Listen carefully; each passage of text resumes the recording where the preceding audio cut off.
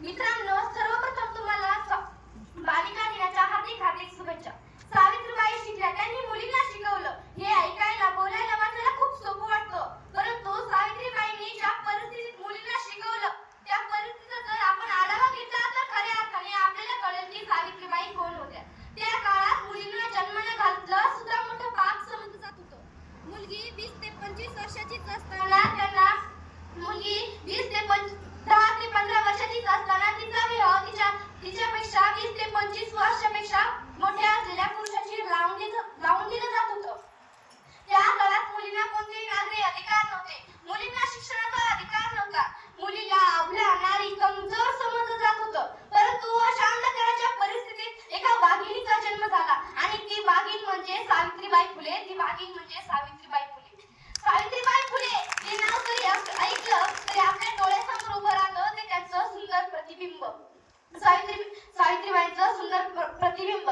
सावित्रीबाईंनी त्यांचं संपूर्ण आयुष्य स्त्री मुक्तीसाठी, समाजसेवेसाठी, स्त्री शिक्षणासाठी खर्च केलं होतं. सावित्रीबाई फुले यांचा जन्म 3 जानेवारी 1831 मध्ये सातारा जिल्ह्यातील नायगाव या गावी झाला. त्यांच्या वडिलांचे नाव खंडोजी नेवसे पाटील तर आईचे नाव लक्ष्मीबाई असे होते. त्यांचा विवाह रूढी परंपरेनुसार महात्मा ज्योतिबा फुले यांच्याशी झाला. सावित्रीबाई एके दिवशी बाहेर जात असताना त्यांना एका ख्रिश्चन गृहस्थाने ख्रिश्चन चारित्र्य नावाचे पुस्तक दिलं. सावित्रीबाईंनी ते पुस्तक वाचण्याचा प्रयत्न केला, परंतु सावित्रीबाईला त्या पुस्तकात एक अक्षर सुद्धा वाचता येत नव्हतं. सावित्रीबाईंनी मनोमन एक चिंता ठरवली, आपण हे पुस्तक वाचूनच काढायचे. पुढे सावित्रीबाईंनी महात्मा ज्योतिबा फुलेंकडून शिक्षण घ्यायला सुरुवात केली. पुढे सावित्रीबाई शिक्षित झाल्या.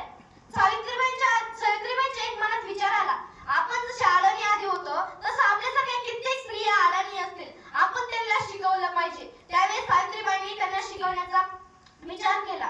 सावित्रीबाईंना हे करत असताना त्यांच्या अंगावर अनेकांनी शेण, चिखल, दगड घातले, तरी सुद्धा सावित्रीबाई मागे हटल्या नाही. म्हणून तर मी म्हणते, सूर्य कुणाला झाकत नाही, सह्याद्री कुणाला वाकत नाही. सूर्य कुणाला झाकत नाही, सह्याद्री कुणाला वाकत नाही. सावित्रीच्या लेखी आम्ही, आम्हाला रोखण्याची कुणाची हिंमत नाही. सावित्रीच्या लेखी आम्ही, आम्हाला रोखण्याची कुणाची हिंमत नाही.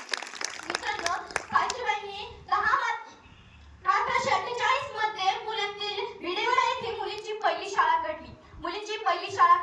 पुढे प्लेगची साथ आली. प्लेगच्या साथीमध्ये सावित्रीला सुद्धा प्लेग झाला.